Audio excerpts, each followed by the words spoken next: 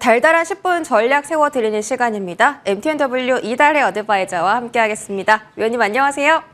네, 안녕하세요. 네, 반갑습니다. 자, 어제 무료 공개 방송에 잠깐 놀러 왔었는데 위원님께서 열심히 꿀팁을 전해주고 계셨습니다. 오늘도 달달한 꿀팁 들어보도록 할게요. 첫 번째 투자 포인트 먼저 확인하시죠. 자, 달달한 포인트입니다. FOMC 앞에 숨죽인 시장. 이번 주는 가장 중요한 이벤트였던 CPI와 FOMC가 있었는데요. 일단 CPI 지수 확인하고 이제 가장 큰 턱인 FOMC 공개를 앞두고 시장은 눈치 보기를 이어가고 있습니다. 미증시는 다행히 상승 마감 성공했는데 국내 증시는 어제 특히 코스닥이 강하게 올랐던 탓에 오늘은 양대 시장 모두 약세 흐름 나타나고 있습니다. 어떤 전략이 필요할지 자세하게 들어볼게요. 네, 어제 장중 공개 방송에 우리 앵커님이 놀러 오셔서 영광이었습니다. 네, 감사합니다. 네, 오늘 뉴욕 증시 상황부터 좀 점검하고 넘어가도록 하겠는데요. 전일 뉴욕 증시에는 그 개장 전부터 훈풍이 좀 불어왔습니다. 중국 인민은행이 부진한 경기 지표로 인해서 단기금리를 10bp 깜짝 인하를 했고요. 단기금리 인하가 중기 유동성 창구 MLF 대출금리와 대출 우대금리, LPR 등 다른 정책금리에도 영향을 미칠 것이라는 이러한 기대가 커졌습니다. 자, 전 세계 이목이 집중되었던 미국의 소비자 물가지수 또한 양호하게 나타났는데요. 헤드라인 CPI는 전년 대비 4%로 시장 컨센서스를 하회를 했고요. 그리고 코어 CPI는 전년 대비 5.3%로 시장 컨센서스에 부합을 했습니다. 자, 연준이 선호하는 지표인 슈퍼코어 인플레이션 또한 전달 대비 0.24% 상승으로 20년 평균 수준으로 나타났고요.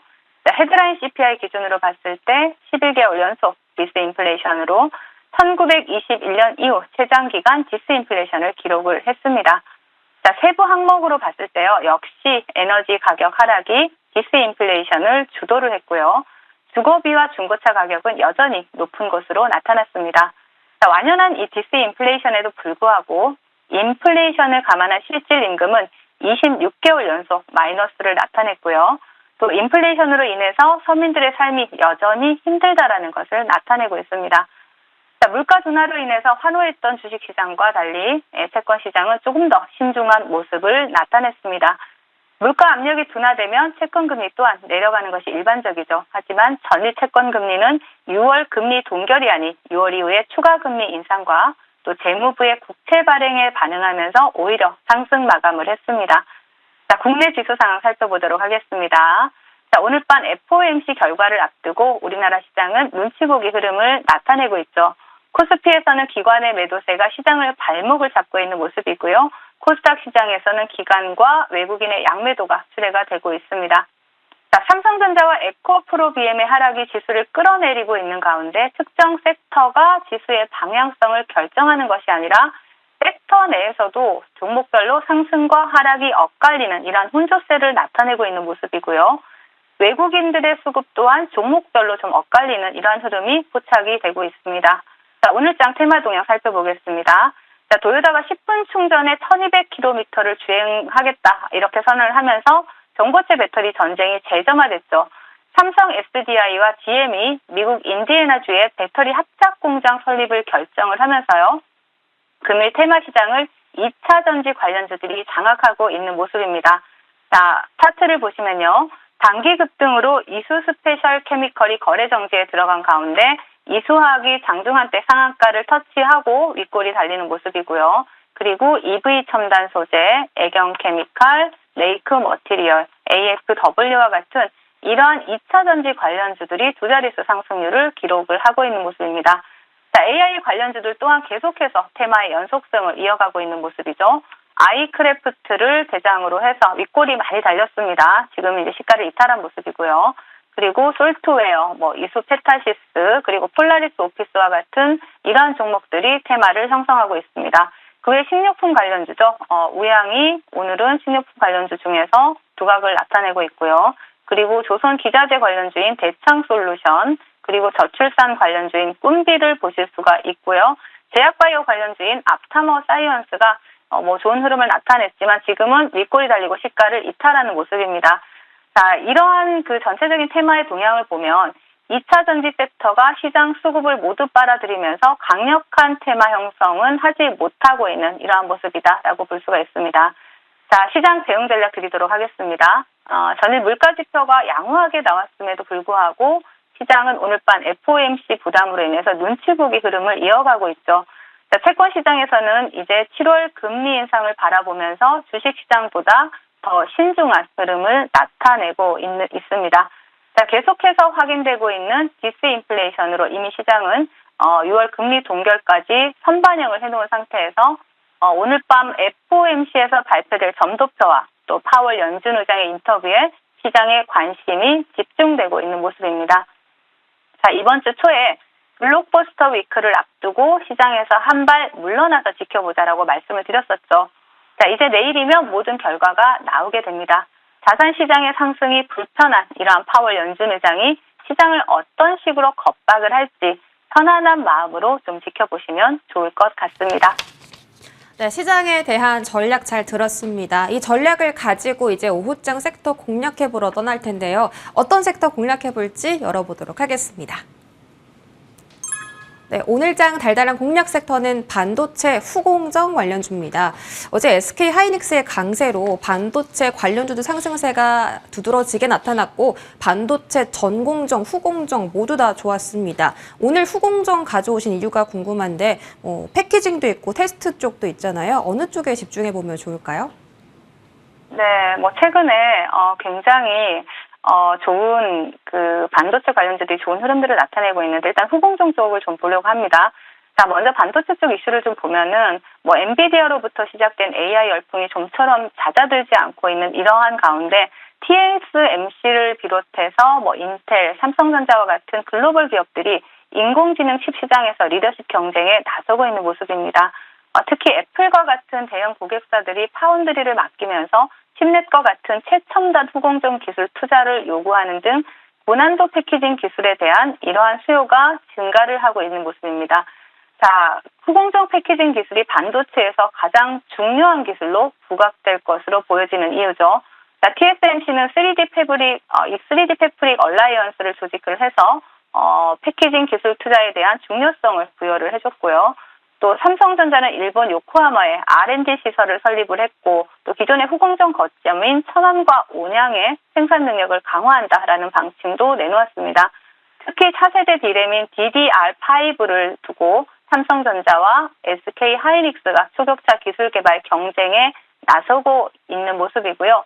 DDR5의 재고 비중은 10% 미만으로 추정되고 공급사의 DDR5 확대에 따른 생산 증가는 즉각적으로 후공정 업체의 모멘텀으로 작용할 수가 있습니다.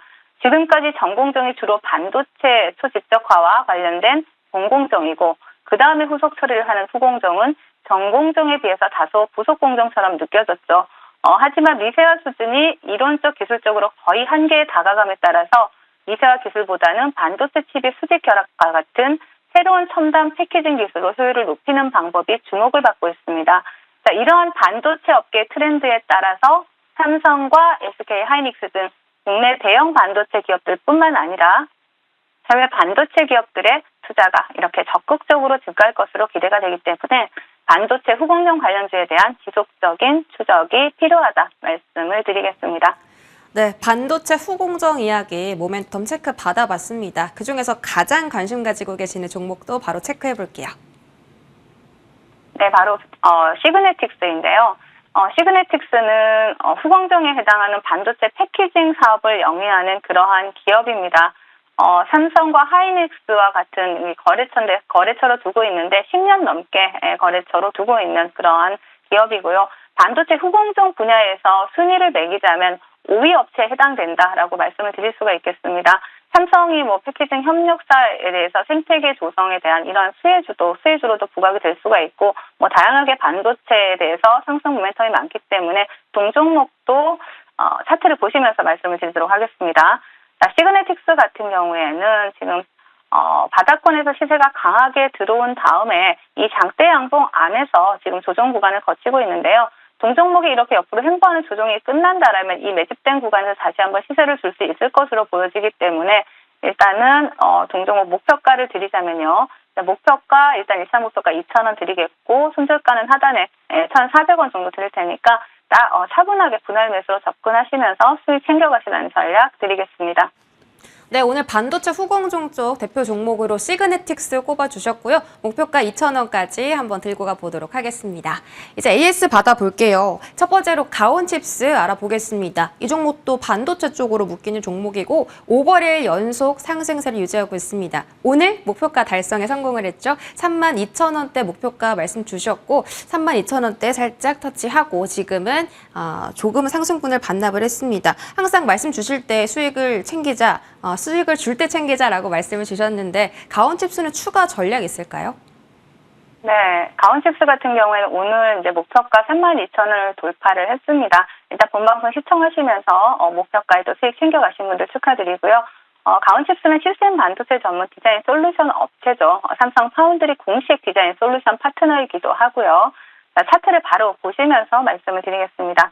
자, 가온칩스 목표가는 도달했지만 오늘 음봉을 그려내고 있습니다. 하지만 추세는 이탈하지 않았다라고 보시면 되죠.